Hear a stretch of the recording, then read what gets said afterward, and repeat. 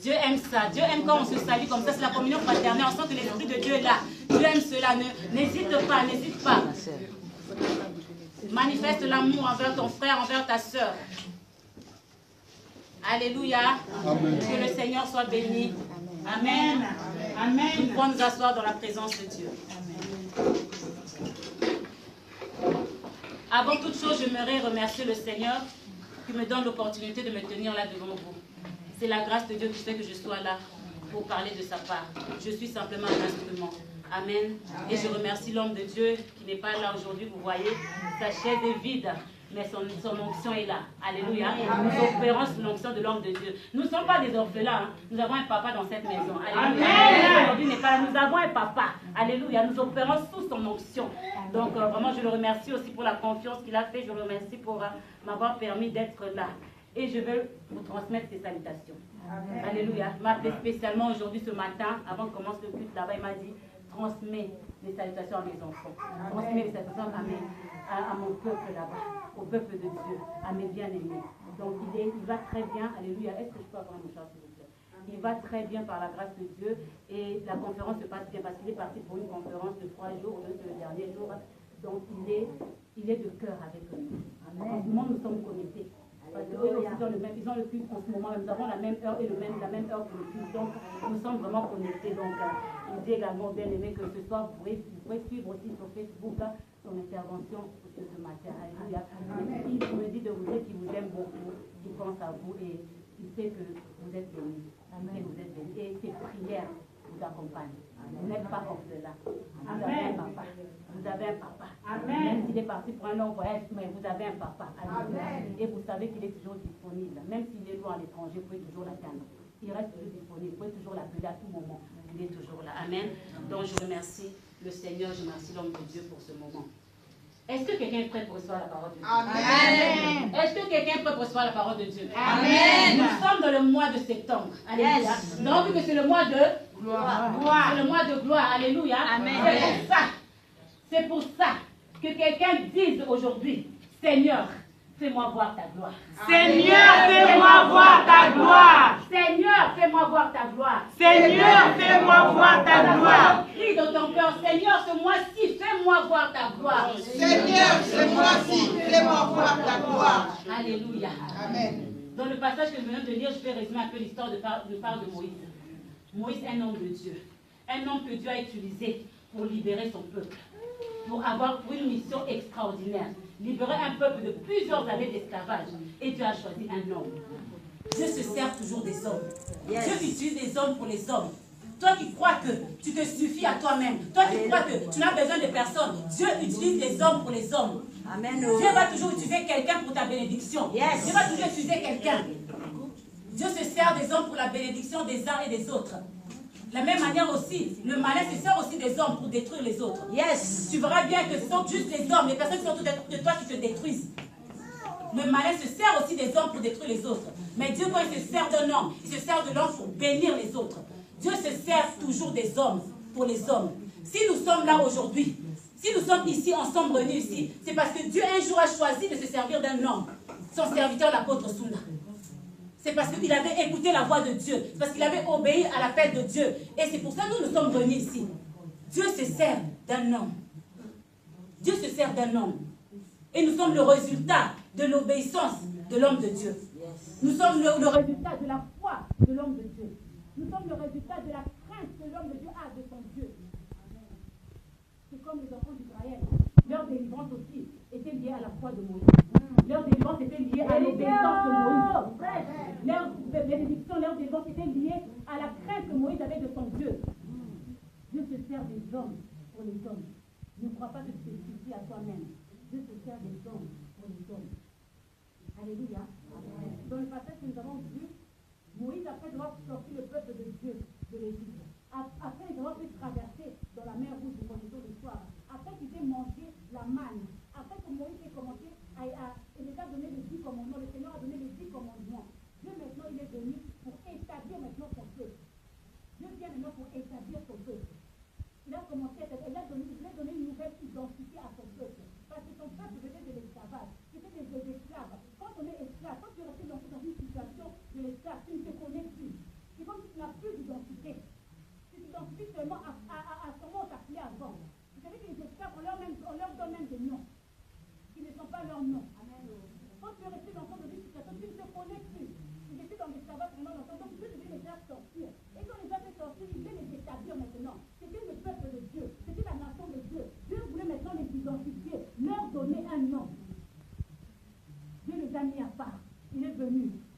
leur donner un nom. Le nom est très important dans la vie de quelqu'un. Le nom, c'est ce qui t'identifie. Sans le nom, on ne peut pas te connaître. On peut connaître ta date de naissance, on peut connaître ton lieu de naissance, on peut connaître le nom de tes parents, mais si toi on ne connaît pas ton nom, comment est-ce qu'on va t'appeler? Le nom est important dans la vie de quelqu'un. Le nom est très important. Quel est le nom qu'on t'appelle? Quel est le nom qu'on t'appelle? Le nom d'une personne est là pour les identifier. Comment est-ce qu'on peut te donner? Tu peux connaître, les hommes aujourd'hui peuvent connaître ton nom. Ils te connaissent, ils t'appellent, mais ils ne te connaissent pas réellement. Tu peux connaître le nom du président Macron, non? On peut dire qu'il s'appelle Macron, non? Je connais même son vrai nom, Macron, le président Macron. Mais est-ce que tu connais Macron? Tu connais son nom, mais tu ne le connais pas. Quand je dis qu'il ne te connaît pas son nom, ça dit qu'il te connaît son nom. Les hommes peuvent dire qu'ils te connaissent. Ils connaissent son nom. Mais toi, tu ne te connais pas. Tu ne connais pas ton identité. C'est pas Dieu maintenant été donné pour donner une identité à ta nation, à ton peuple. Parce qu'ils ne te connaissaient pas. C'est peut-être qu'ils ne te connaissaient pas. Eux-mêmes, ils avaient perdu leur identité. Dieu est venu. Au travers de Dieu, normalement, il a donné maintenant une bonne marque à la nation. Nous assistons à une conversation entre Moïse et Dieu. J'aime ça. Est-ce que tu sais que tu peux avoir une conversation avec Dieu? Amen. Une conversation merveilleuse, extraordinaire entre un serviteur de Dieu et son Dieu. Moïse avait un désir. Moïse avait une requête. Si on peut appeler aujourd'hui, Moïse avait un sujet de prière. Il voulait exposer cela devant Dieu. Il est venu parler avec Dieu. Moïse savait très bien comment présenter sa requête. Moïse savait très bien. Il savait profiter de la grâce qu'il avait envers son Dieu, avec son Dieu. Il faut savoir parler. Il faut savoir demander. Il faut savoir profiter de...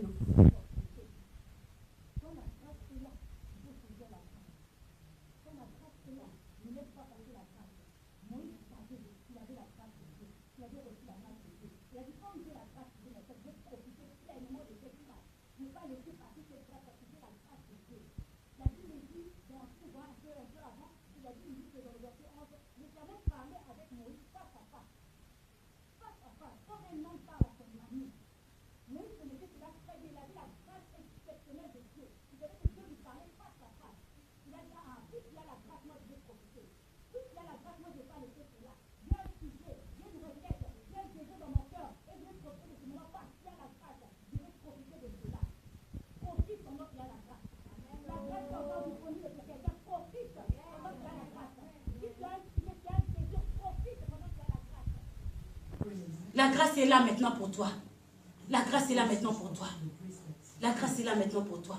Ce qui fait la force, ce qui a fait la force de Moïse, c'était ça. C'est parce qu'il connaissait la grâce de son Dieu, la grâce qu'il avait. Ce qui fait la force d'un enfant de Dieu, c'est de reconnaître la grâce que tu as. Ce qui fait la force d'un serviteur de Dieu, c'est de reconnaître la grâce que tu as. Il avait une relation personnelle avec le Seigneur. Il avait une relation privilégiée avec Dieu. C'est ça qui a fait la force d'un enfant de Dieu. La force d'un enfant de Dieu, ce n'est pas dans les choses matérielles. La force d'un enfant de Dieu, ce n'est pas dans les choses de ce monde. La force d'un enfant de Dieu, c'est sa relation avec Dieu. Cherche à approfondir ta relation avec Dieu. Cherche à avoir une bonne relation avec ton Dieu. Parce que c'est là que réside ta force. La force de Moïse était dans sa relation avec Dieu. C'était dans sa communion avec le Seigneur. Il avait réellement un dialogue avec Dieu. Quelle relation est-ce que tu entretiens avec ton Dieu? Quelle relation est-ce que tu as avec ton Dieu? Une relation là où tu peux parler, Dieu peut te répondre directement. Quand tu parles, Dieu te pousse et Dieu te répond. Et tu écoutes. Parce que c'est ça le problème. On a beaucoup qui crient, on a beaucoup qui parlent à Dieu. Ça, c'est pas un problème. Tu parles à Dieu, tu parles, tu cries. Mais tu n'entends pas. Est-ce que Dieu ne parle pas? Est-ce que Dieu ne parle pas? Tu parles. Mais c'est toi qui n'écoutes pas.